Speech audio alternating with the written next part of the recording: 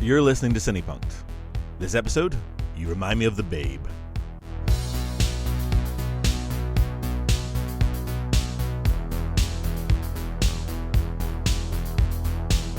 I'm your host, Robert J. E. Simpson. Bringing together the iconic talents of Monty Python's Terry Jones, Jim Henson's Creature Workshop, and David Bowie, Labyrinth was a fairy tale for the era, firmly cemented in the memories of those of us of a certain age as one of the defining films of our collective youth. Does it deserve its exalted status? How do the creatures stand up in the modern era of CGI? And what is it with Bowie's balls? I am joined as ever in studio, in our collective lockdown studios, by my erstwhile colleagues, Dr. Rachel Kelly. Hello. And Ben Simpson. Hello.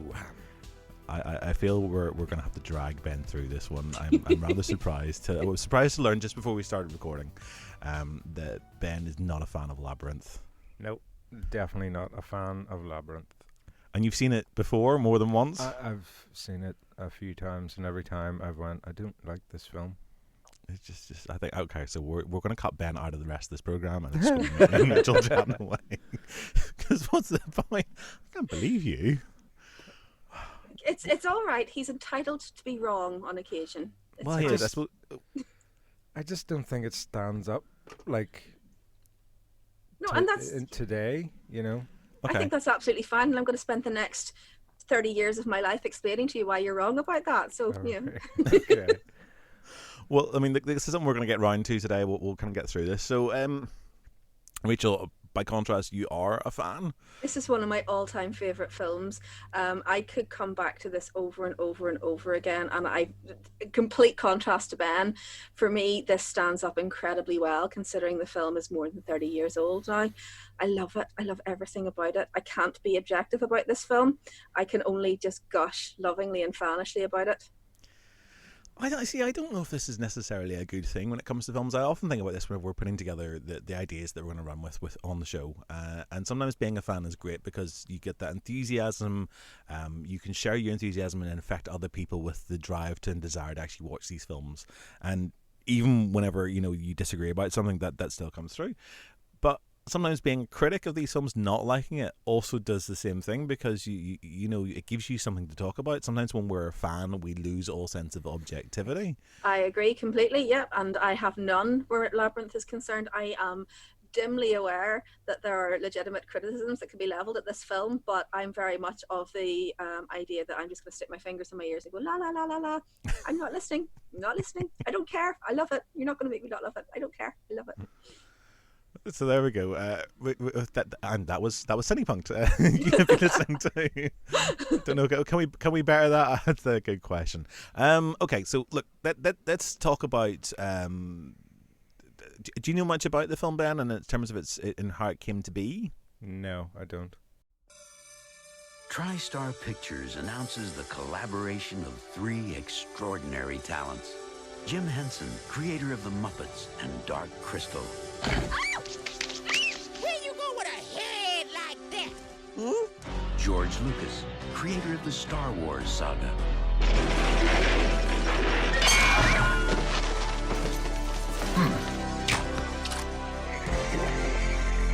And one of the most innovative forces in modern entertainment, David Bowie.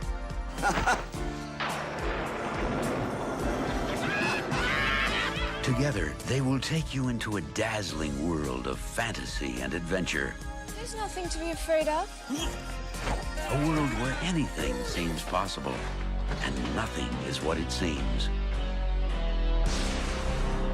Everything I've done for you. I move the stars for no one.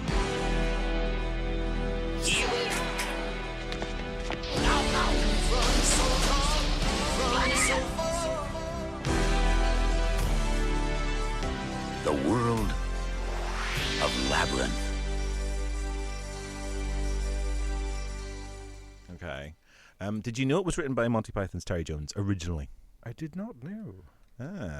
So There's we've done quite a lot of changes to it since then, but he's still, isn't he? He's the sole credited screenwriter. He's the sole credited screenwriter. There were various people who came along and wrote afterwards. So it's not entirely. It's not. How much of Terry is left in the film is open to a lot of subjectivity.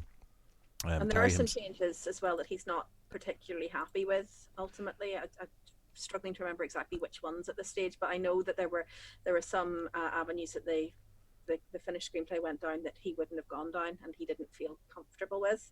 Mm-hmm. I think, when you look at some of the stuff, I think is very obviously Terry Jones. Like anything that's historical, like it's stuff that you can just see Terry all over.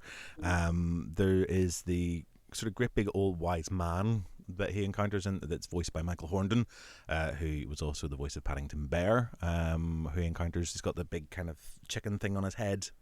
That's stimulating being your hat. Is that not actually his head, though? The chicken thing? It's his hat. It's his hat.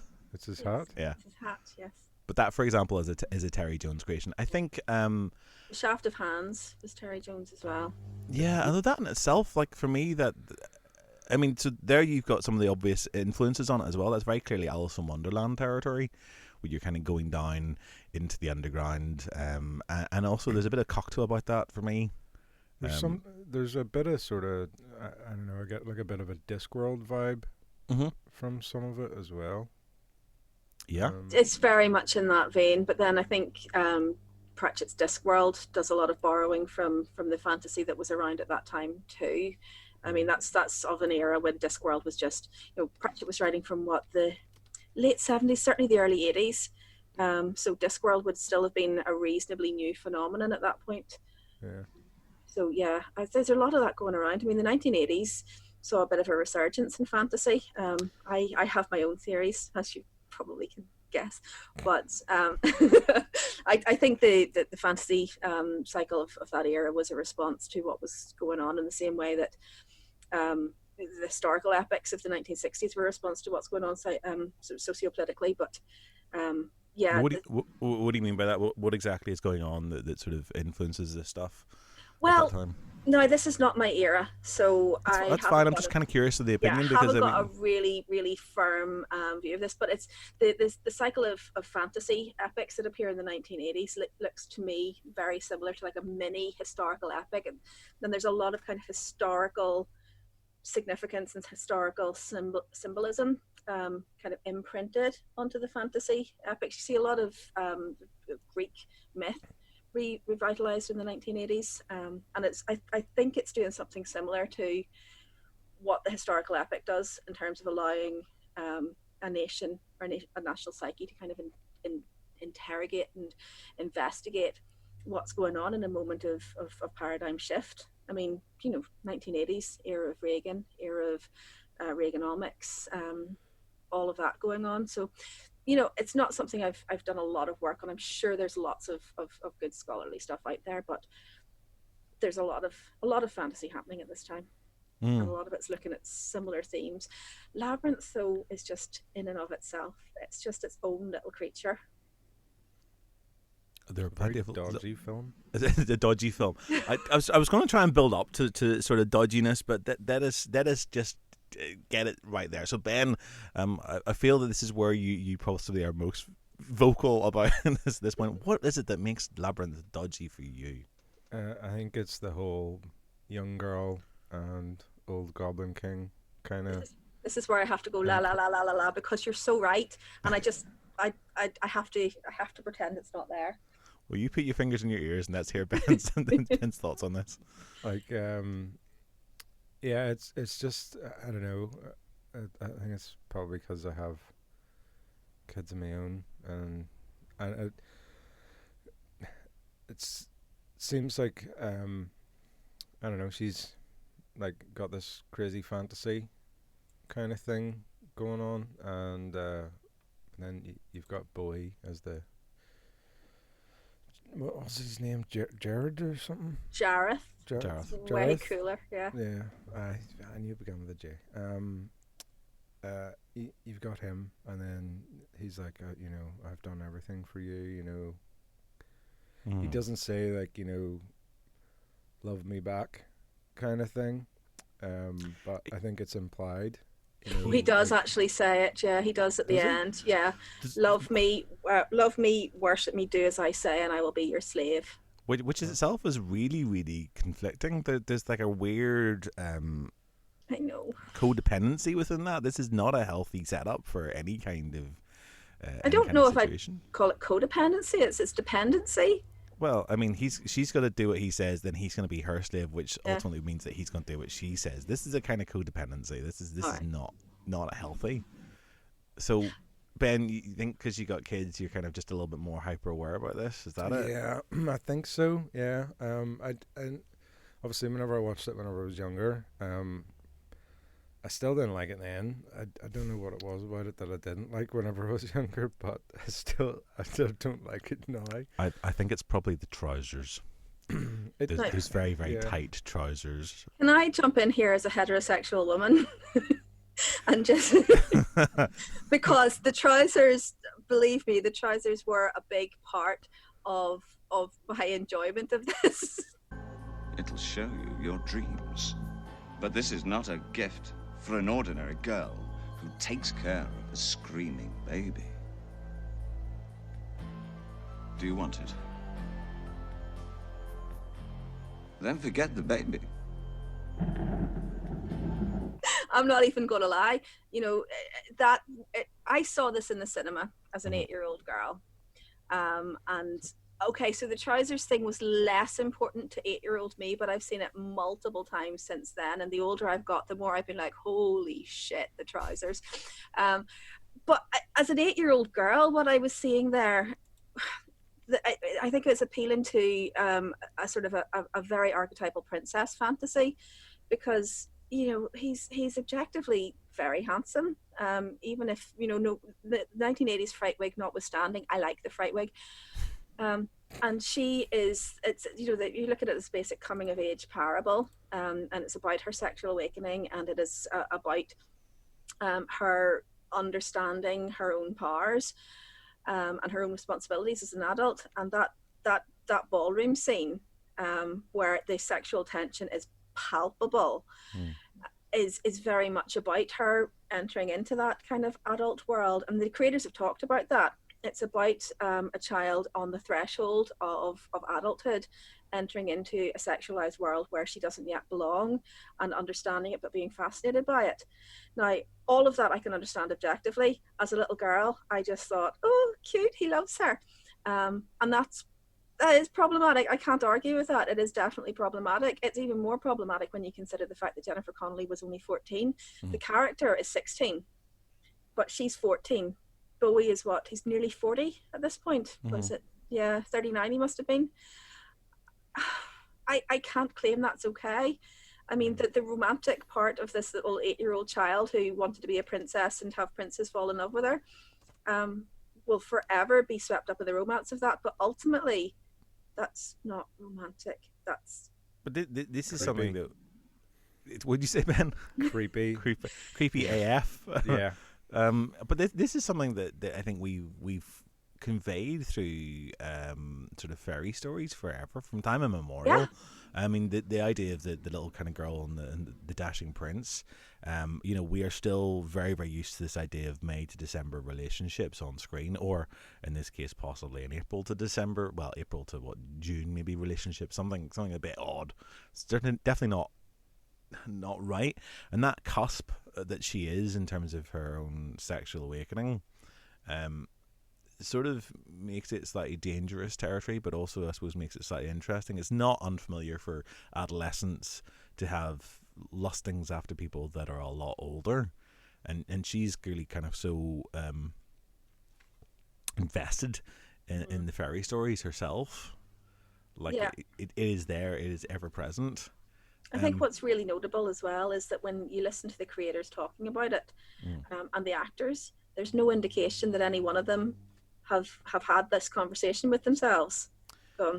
Is this okay? Is that because might not be okay? Is this because it's a different age, though? I mean, so Brian Froud is the guy who did the conceptual designs that the film is largely based upon. George Lucas is executive producer. Jim Henson is the director. Jim Henson, who's the creator of the Muppets, so it's using the Jim Henson Creature Workshop to create all these wonderful creations as well. Terry Jones does the first screenplay, but ultimately it's drafted and redrafted again and again and again.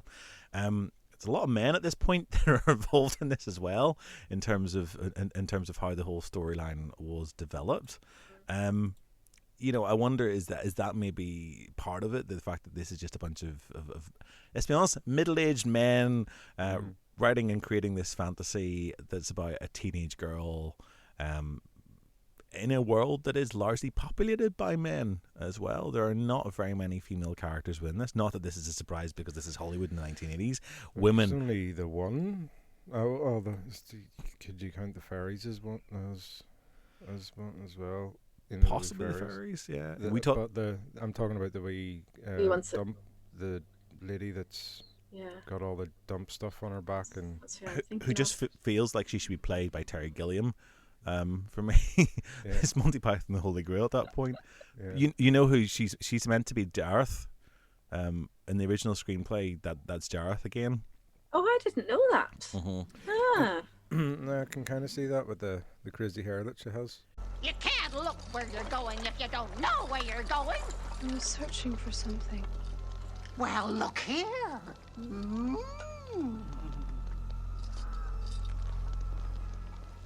That's not. Thank you. That's what you were looking for, wasn't it, my dear? Yes, I forgot. Now, why don't you come in here and see if there's anything else you'd like? It's basically all about him manipulating all the situations. He's constantly he's doing two things. One is he's trying to entice her further and further into the labyrinth. I mean, he actually wants her to get to him, I think, undeniably. But the flip side of that is that he's also trying to confuse her and delay her long enough that she has to stay in the labyrinth, because if she gets there too quickly and she gets the baby, then she can leave. You know, she gets what she wants, but what she wants really is, what they're trying to say is that she really wants to be him, be with him. I'm not 100% sure that is what they're saying. I think there's a fascination, and I think there's certainly an attraction, probably quite an unknowing attraction there from Sarah to Jareth. I think unknowing. I don't think she's. I think the whole point of that character is that she is innocent, and she doesn't, they say to her at one point, her parents say to her at one point, I'd like it if you had a boyfriend. So she's so invested in this fantasy world, and I think it's heavily implied that her birth mother, who is dead, I assume, and she's all remember this is that I think she pops up in there again in the original screenplay. They're separated, okay. And I think she does visit her in the original version. Okay. But there's obviously some kind of mythologization of this original mother, and she does feel like she's, that the whole point of the story is about how she is almost unnaturally trapped in childhood and unwilling to let go of the trappings of childhood, and that's part of her journey, is to allow herself to grow up and to mature a little bit. So I honestly don't know that she is experiencing attraction consciously towards Jareth. I think it's really obvious. And when Bowie talks about the role, he's quite clear that he thinks that Jareth is physically attracted to Sarah. And I think that it's very clear that that's how it's being played and that's how it's being created. So I wouldn't say that I think she's more involved in the romance of the idea rather than necessarily the romantic love. Ben? He's right, he doesn't say much. Yeah. Are you familiar with Alice in Wonderland, Ben? The Disney one? Yeah, I've seen it, yeah. Do you don't like it? I think as a kid I used to like it. Some of it I found a bit I don't know, scary whenever I watched it. As a youngling. I can kind of get the sort of similarity between, falling down the rabbit hole and going deeper into this fantasy world where things aren't quite as what they seem. I've seen Alice. What does your comparison? Are you comparing them two with each other, or? I think for me, there's very definite parallels and lifts from Alice into Labyrinth, and essentially, I suppose they're exploring some of the same ideas. It's not just her. I mean, it's her voyage into another place that may or may not be real. It's left a little bit uncertain by the end of this film as to whether or not the world of the Labyrinth and the Goblin King is something that is an actual physical space that interacts with this world, or if it's something that's just entirely in her head. And Alice in Wonderland sort of treats those things exactly the same way. There is this sense of this being an adolescent girl who's being made to grow up very, very suddenly. I think is there a stepmother in Alice in Wonderland as well, I suspect. It's a governess, isn't there? Yeah, I think there's something. Was she not? See, I can get where you're going now, because in Alice in Wonderland, she's reading a book. Yep, she's reading all about this stuff, and then she's reading about Wonderland before she goes into Wonderland, isn't she? Yeah, and then you've got her. I can't remember her name. Reading about the labyrinth, and Oh yeah, Sarah. Obsessing about it, and. Well, if you watch that opening sequence for this film, is kind of really, really richly textured. It sets up so much of what's going to happen and the characters that you're going to see. There's this wonderful swipe across her bedroom, and you'll see there's this. Funny enough, I had missed it when I watched the opening the other night. When I was coming to the end again, you see there's Jareth standing on a plinth in the room. She's got a model of him. It looks exactly like him. Some of her stuffed toys turn up within the film itself. Whenever they're passing along the bookshelf, I think is it Disney's Alice in Wonderland that's on the bookshelf, or Snow White? Sure. I think it's Disney. A book of Disney Snow White is on the bookshelf itself. Yeah. Where All the Wild Things Are. I don't know if you knew that one. No. It's another one of the influences. Something so much so that they actually had to acknowledge the fact that they'd ripped it off a little bit. It's not so much that book, but another more Sendak book, which is about a girl going to rescue her baby brother from the King of the Goblins. There we go. I forget the name of the book, but I knew all this the other day whenever we were going to do this podcast originally. But it's Where the Wild Things Are that's in the shot. I don't believe the other book's in that shot, but Where the Wild Things Are is one of those iconic books. So, there are lots and lots of stuff there, and I think that this is something we keep on coming back to again in sort of the show as well, is this idea about these unreliable narrators, these false narratives, this sort of fusion of dream and reality. Did she escape the labyrinth? Well, that's the question, isn't it? Is she still in it? Because of, the last bit where all of her friends. Well, what do you feel? Do you feel she escaped or not? No, I don't think she did. You think she's still in there? Yeah, I think she's still in there. Yeah. Is she married to the Goblin King? You see, that just makes my little girl fantasies come true. This is why I can't be objective about this film, because there's part of me is still an 8-year-old girl going, "Oh my god, how romantic!" So I don't think she married him, because I don't think she liked. She likes how he did things.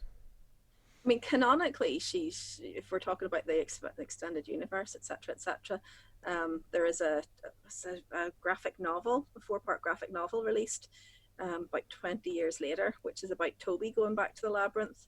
So, canonically, if one takes that to be Labyrinth canon, it is all real, and she's out, and Toby goes back in. I haven't read it. No intention of reading it. Probably not going to see whatever the sequel reboot thing is that they're doing either. What are they doing? A sequel?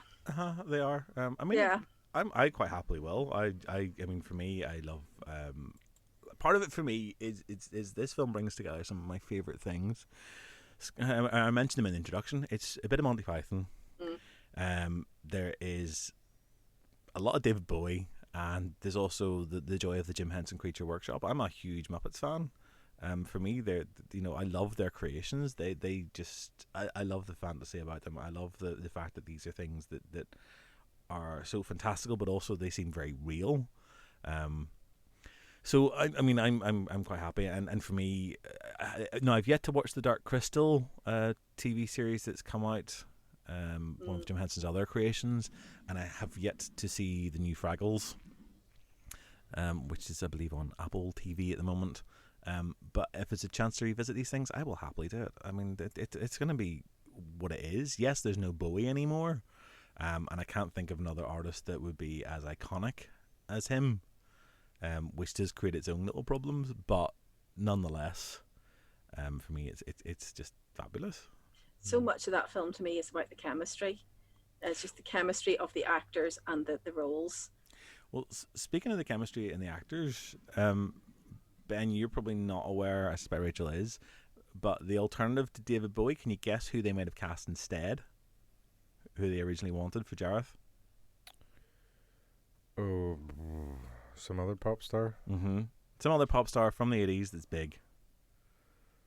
Not MJ. Well done. Yeah. Spot on. I didn't think you'd get that first off. That would have been problematic, I think. Oh my gosh, Ben has just used our word. Yeah. Yes. Hey. Yeah, problematic and a half. Well, I mean, problematic now. Could you watch that film? No. Today? Knowing that. The thing is, I'm not a big fan of MJ either. I don't enjoy his music. Mm. I know that's probably sacrilege, and some people will lynch me in the street for saying that. No, we had this conversation a couple of weeks ago when we talked about Gary Glitter and Joker. Yeah. But yeah,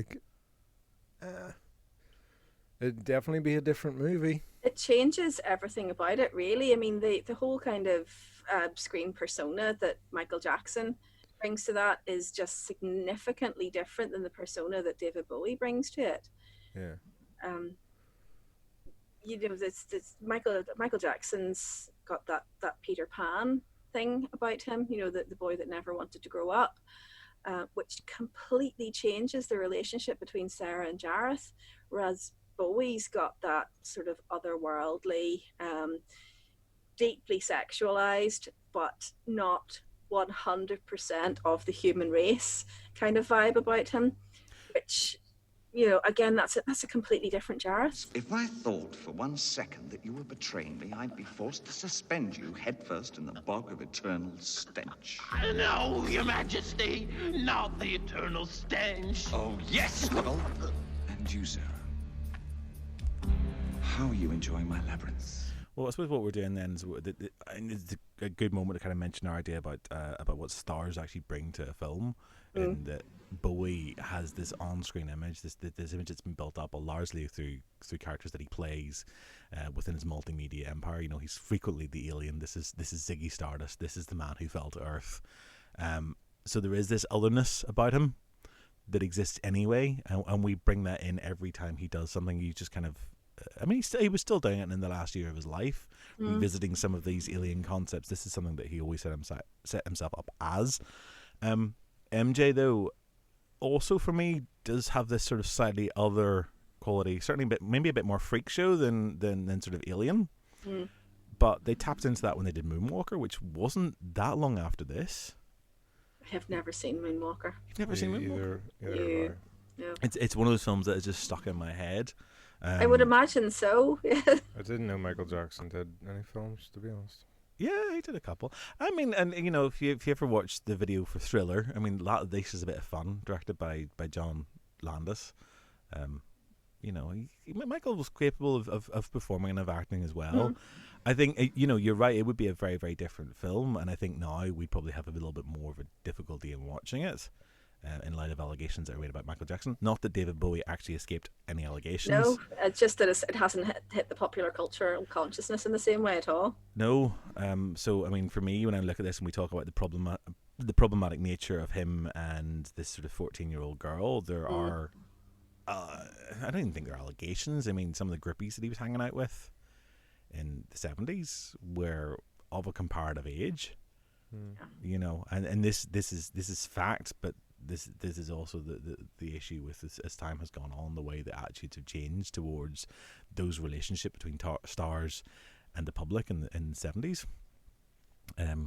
Yeah, just feel we have to acknowledge this before we kind of can move on. So we asked the question at the top of the show, since we mentioned the Muppets. Does this film still stand up in the modern era of CGI? I don't think so. Yes, it definitely does. Like, well, it's only in certain parts. I don't think it translates well. You're thinking of the Chili Down sequence, aren't you? With the wild things in the swamp. Yeah. The green screening and that is absolutely horrendous. Henson wasn't happy with that at all. It was the only way they could find around it, but he was never happy with the compositing. It was just an artifact of how they could control the puppets. It wasn't even green screen; it was black screen. They had to get everybody dressed in black velvet so that they completely disappeared into the background. And Henson was never happy with the compositing at all. I agree with you. That is where the join is most significant, but it's also one of the very first films to make use of computer-generated imagery, or extensive use of computer-generated imagery. You mean with the bubbles? No, the owl at the start. That's computer-generated. Yeah. It's nobody sort of flags that one up because it looks so good. Well, the film isn't exactly high quality. I can't even with this. What? Explain yourself, brother. I mean, like it doesn't. It looks old. So I think it would be harder to tell because it looks old. Have your kids seen this? Yes, apparently so. Do they like it or not like it? Do you know? They thought it was scary.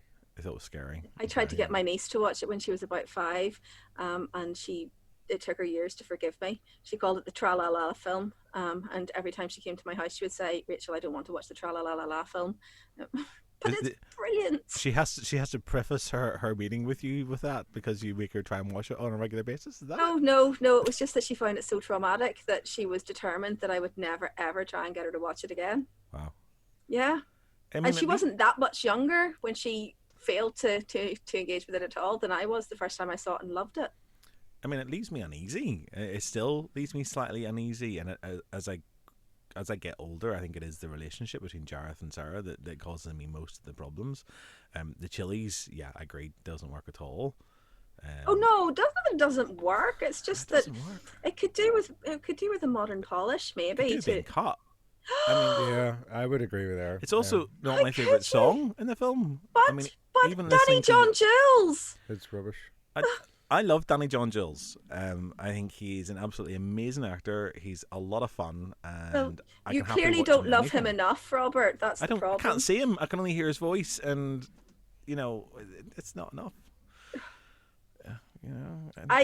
I find that sequence disturbing because it's not quite clear how dangerous the wild things are to Sarah, and the bit where they're trying to pull her head off. I remember being quite frightened by that as a child. When her head doesn't come off and she goes, well, of course it doesn't. There are a lot more of them than there are of her, and they think bits are supposed to come off humans, and I find that quite frightening. It's a bit rapey, that scene, really, isn't it? I mean, lots of the film is actually a bit rapey, to be fair. Again, la la la la la la la. Lots of it is rapey. Can't see it. Don't care. That's my baseline for this. Some of the creatures in that look pretty cool. So what works for you, Ben? I mean, because I'm asking you because Rachel is such a blind fan of this that she. It works. It's all just brilliant. We're struggling to let her hear any criticism at all. But as somebody who's had more problems with it, where is it that you feel it works and where is it you feel it doesn't work? So you say I like the goblins.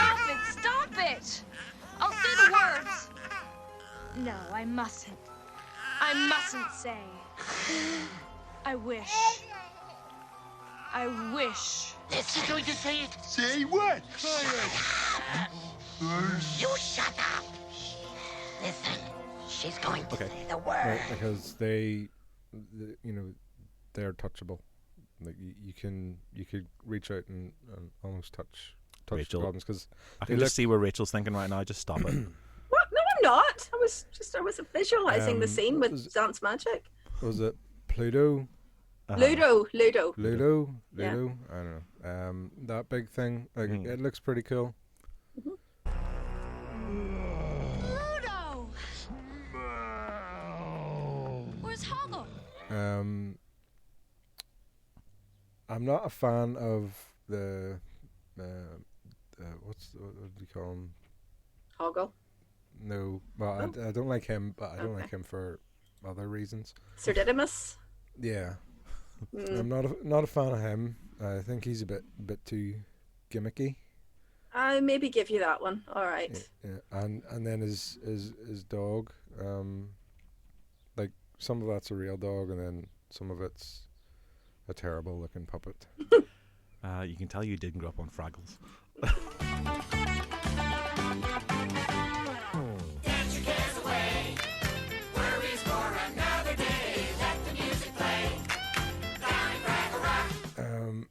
Can I just say, my sister called her dogs Ludo and Toby after this film. Oh, Really? Yeah. Oh dear.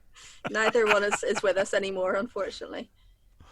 To be Oh. fair, Ludo probably should have been called Hoggle, Ludo the dog, because he was much more of a Hoggle than a Ludo. Yeah. But yeah, still, you live and learn. Okay. Basically, the goblins and Ludo is I think where it's strongest. Yeah, you can get the same experience with CGI. I don't think. Mhm.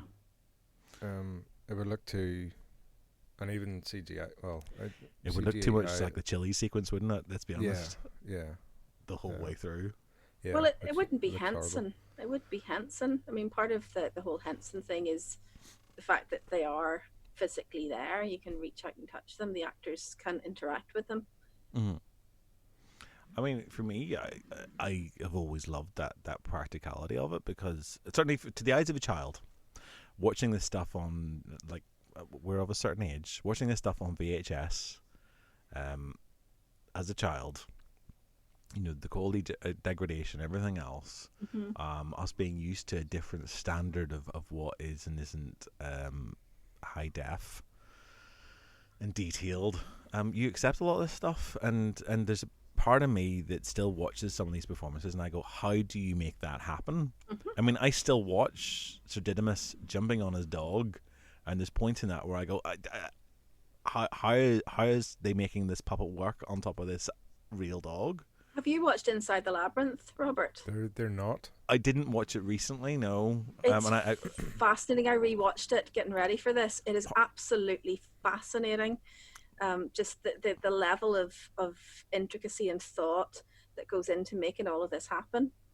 I mean, I find this watching any of the Jim Henson stuff. I mean, there's a great sequence in one of the Muppet films where you've got all the Muppets out on bicycles riding through a park, and like, you know how they work. They're rod puppets, and they're riding bicycles. It just doesn't make sense. Like, I there's still enough of me allows that child to just be absorbed by the experience, to just completely buy into it. I am still perpetually a child, really. And I think that's for me why this film works, is because it allows me to tap into that childish mindset, that point where is this stuff real or is it not?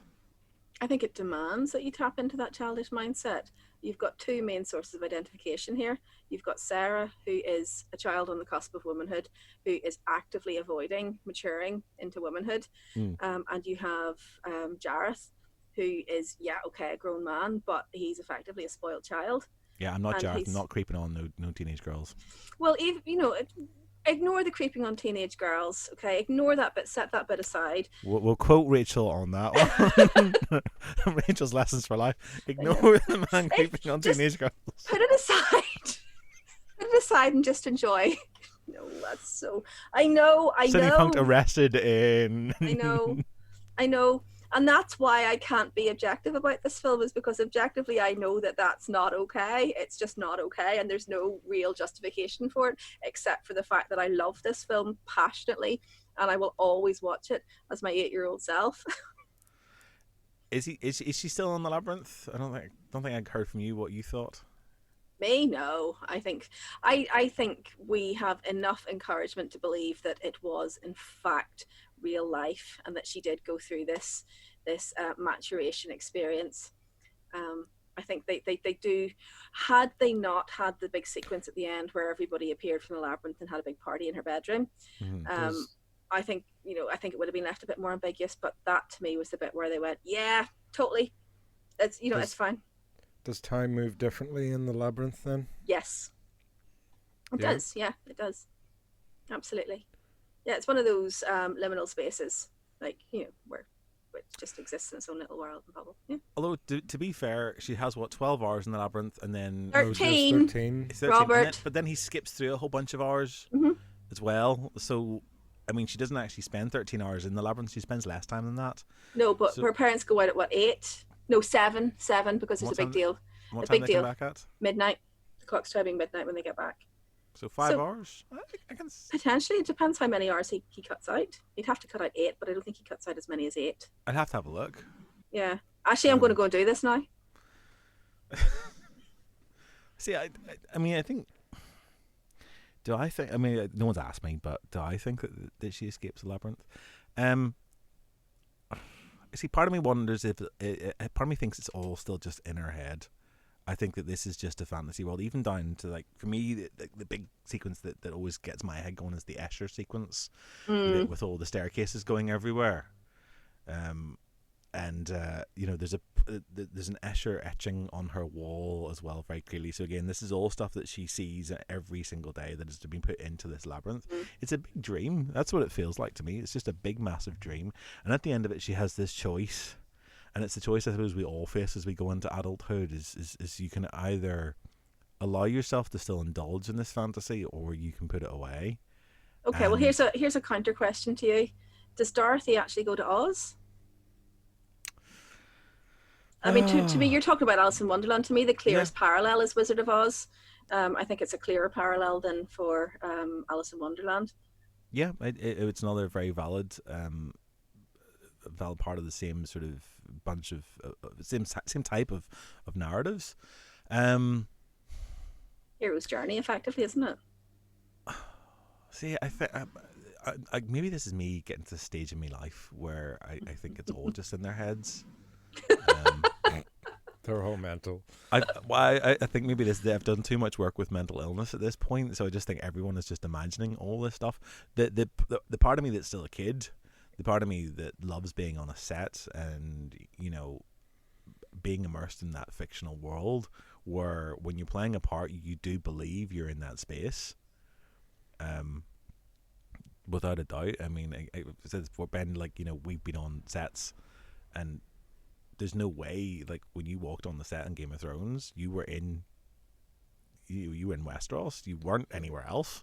Yeah. There is literally a transition. You're lining up with the crew. You walk on set. That's it. You're there, and you forget what's around you. So that part of me wants to believe that this is all real. This is the real world that they are experiencing. These creatures are real. It's just whether or not you can see them. I will never not believe that it's real, because it sort of it robs the film of something for me if it's not real, if it's in her head.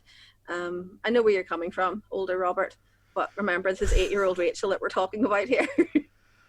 And I could do that as a child. I could put on a fancy dress and pretend to be Sarah in the Labyrinth with Jareth, King of the Goblins. I could do that, or I could be whatever. I mean, I did do stuff like that. I was forever pretend and play acting and bringing sisters and friends in with it. But it's not real, and there's always going to be that level of dissatisfaction with the fact that it's not a real lived experience, because the reason you would do it as a child was because you wanted the real lived experience. So for me, the fact that Sarah gets to go to the labyrinth, she gets to have this real lived fairy tale experience and come out the other side, because some of it's really scary. I mean, it's complete lack of control. It's a complete failure to obey the laws of the world as we know them. And you don't have the tools or the context or the information to navigate that world unless you completely submit to the idea that reality doesn't operate as reality inside the labyrinth. But, you know, she comes out the other side. The handsome handsome villain falls madly in love with her, and she's able to reject him because he's deeply unhealthy. And she gets her little brother, and she comes home again, having had this amazing experience. So yeah, I want it to be real. Older Robert's just worried about stranger danger. I think that's what it comes down to. Yeah, right. Yeah, fine. What's that, David? David wants to talk about the music.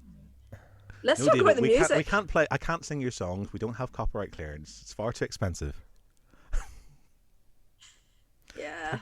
Can we talk about my songs? We can, and I think anybody who's seen the film, all we have to do is name the songs, and they'll be singing them in their head anyway. Yes. It's just like the title of this episode. I mean, you can't help but say it and then want to quote all of it. Yeah. I have a t-shirt with it on it. You remind me of the Babe? Yes. What Babe? The Babe with the power. What power? Don't do this. The power of voodoo. Voodoo? You do. Do what? Remind me of the Babe. See, and I have that on a t-shirt. And what can you do when you see that? You have to start singing it in your head. You can't not. It's I'm so doing it right now. catchy. It's so iconic. It's just... You remind me of the Babe. Babe with the power. Power of voodoo. You do. Remind me of the Babe. I mean, I find... Right, you're going to hate me for this, Robert, but I find Bowie hit and miss to me. I think that the tunes that have become so iconic for him are just absolute powerhouses. They're amazing tunes. Other stuff is a bit more like, David is indulging himself today. Let's just see what happens if I put two notes together that have absolutely no business being together. Okay, that'll do. But when he gets these powerhouse back, they are amazing tunes. And I can't sit still when the tunes are happening, and I should, because I can't dance. But they're just amazing tunes. Ben, you're the musician out of the three of us. I mean, Rachel just lives with one. I listen to them, but you're actually a musician. So I want to ask you where you sit on the music of the film. Where you sit on Bowie, maybe specifically. I think he's a bit of hit and miss. To be honest, I find all of the tunes in the Labyrinth highly irritating. I'm sorry. There's no bringing Ben back from the brink here, is there? No, he's the grumpy guy in the corner this week. Like I do like some of Bowie's stuff, but I don't like any of the stuff in this. I have to say, now I'm gonna throw my hands up as probably the slightly obsessive-ish of us. Yeah, no, that's fine. You're definitely that. Of the three of us, probably the more Bowie obsessed. I'm not that obsessed. I got friends who are properly obsessed. You called your dog Bowie. Yeah. You have a Bowie, I don't know, voodoo doll there beside you. There was a present from a friend. I didn't buy it myself. Ziggy Stardust or whatever he's called. I didn't go see Lazarus, on Bowie's birthday or anything like that, because that would be really creepy and weird. I'm a fan of a lot of Bowie stuff, and Bowie in the 1980s is probably his most meh period. It is when he is his most commercial, but also his least artistic. There is some real dirgy trash in there. There are albums like Tonight and Never Let Me Down that just... There's some good stuff on it. They probably deserve... I probably like them better now than I did when I first heard them, but they're a bit meh. And the score for Labyrinth is just a little bit like that as well. I mean, I am not its biggest fan, I've got to be honest. I like what you're saying, Robert. I like maybe two of the song. I mean, I love You Remind Me of the Babe. That, for me, that's just, Going Underground is okay. Yeah. It's not the one that anybody thinks of when they think of Labyrinth. No, even though, but it's... the makers are trying to make you think of it as the Labyrinth song. What's the one that released as a single? Yeah, and it bookends either side of the film, but, it's not that. the other day I saw the Chili Down song for the first time. Listened to it. It's hit Bowie's original version of it. They spent a day in studio. They recorded it with his vocals, and then they did a version without his vocals, which is the one that's in the film and in the soundtrack album.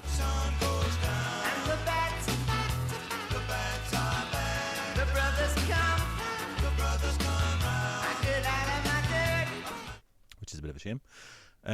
It makes more sense contextually in the film for it not to be his vocals. Yeah, but this is I mean, I suppose it says something about his ego in some respects, that actually he is willing to stand back and have his music done by other people.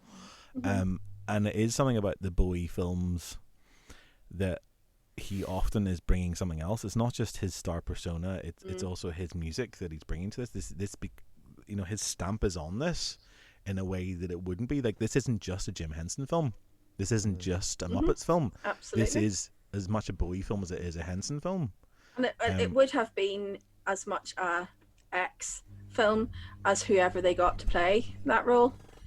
Because I don't necessarily know that that's true. I mean, I think you could have had other performers on this who maybe wouldn't have had the power to bring in their own material, but I think obviously nobody that they were talking to, though. I mean, Mick Jagger, Michael Jackson, folks like that. Oh, I can't really imagine a Mick Jagger score for this. Michael Jackson, I can see a Michael Jackson score, and I think can too, and it's a completely different film. But I think it probably would have worked okay. It would be a different film, but it would have worked. But I think it was just one of those things. I mean, Bowie's got the ability to be orchestral and write music, not just about writing lyrics and stuff.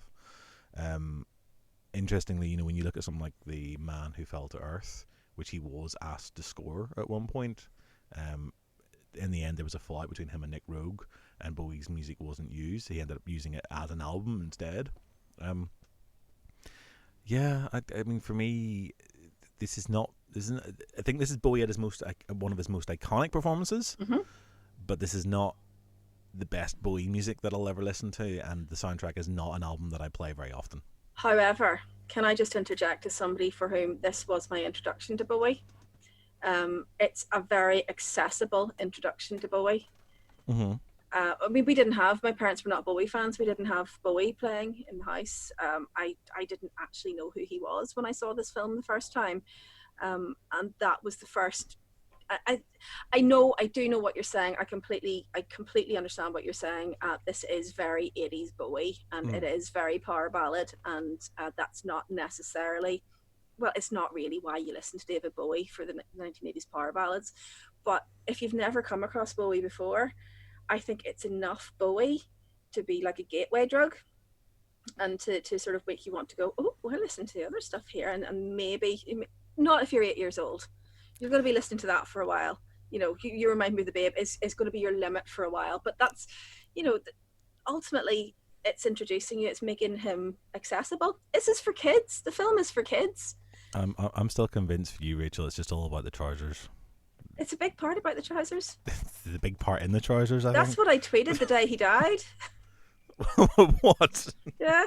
That was my introduction to Bowie, was the trousers. So I think it's fair enough. I mean, for me, the one thing that sort of lasted with me from the film was I got a set of Chinese exercise balls, which I know I got them thinking about Bowie playing with the crystal balls on the film.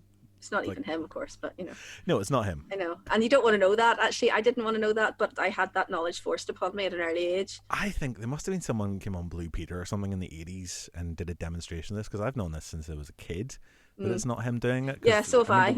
Watching was my sister told me. But like I mean, for me, that was the image that I mean, for me, just seeing him twisting around these very simple plain crystal balls in his hand, and them having all this power and magic, there's something quite hypnotic about that. There is something enticing about it. There is something about the fantasy of the whole film that sucks me in every time. And even though as a kid I found it disturbing in places, there were points where I felt very uncomfortable, and as an adult I still kind of think that maybe she should just stay at home and stay away from this creepy old man who's trying to lure her in with some sweeties. It is, for me, still a solid film. I want to give you both a chance for a last word before we wrap up. So, Rachel, last thoughts first. Yeah, I will come back to this film for the rest of my life. Every time I sit down to watch it, I am impressed by how little it has deteriorated for me. The songs get me every single time. I'm pretty sure that As the World Falls Down was played at my wedding reception, because I love it. And I can't not love this film. I can't engage with it academically or objectively. I just have to love it, and I think I always will. Ben, final thoughts on it? Personally, I didn't like it, but feel free to try and change my mind. Go watch it and let me know what you think of it. If you think it stands up or if you enjoy it. That's all I'm gonna say. So we've got our work cut out to persuade Ben that this is a film that's worth visiting and revisiting. Maybe we just gotta wait for the sequel. When the sequel comes out, we'll drag Ben to the cinema and maybe I'll watch the sequel, but I don't know. You'd be dragging me to the sequel. I'm not happy about it. Oh, a conversation for another day. Yeah. So there you go. That's the group's collective thoughts on Labyrinth. Me, as I said in the introduction, it is one of the iconic films of my youth. It is something that has stuck with me in weird small ways ever since, and for me, I suppose it is ultimately this idea of allowing ourselves to indulge in our fantasies and our memories, and to be taken away into another place that is not this grim reality in which we live that makes it so appealing. That, and I love a good puzzle. There's a very good puzzle in this, and that keeps me very, very happy indeed. Look, we'll be interested in your thoughts. If you like it, if you don't like it, if you're just obsessed with David's balls, that's fine. But please let us know. You can give us some feedback on our social media channels. We are on Twitter and Facebook as CinePunked. You'll find us also on Instagram as CinePunked Film. We've got our website on cinepunked.com, and you can leave comments on there too. I discovered the other day people do actually occasionally leave comments under our posts, so that's nice. So yeah, interact with us, let us know what you think. Find us all individually on social media and just harass. Don't harass us, just be nice and have a conversation. Whether you like it or not, that is indeed the case. You can, if you like this podcast, please do consider subscribing. You'll find it via all good podcast channels. You'll also find details on our website, cinepunked.com, and we will be back again in your ears very, very soon. It just leaves me to thank once again my colleagues Rachel. Thank you. And Ben. Thanks, Robert. And yes, thank you, me. And we will chat to you again very, very soon. Go and Bowie yourself, silly.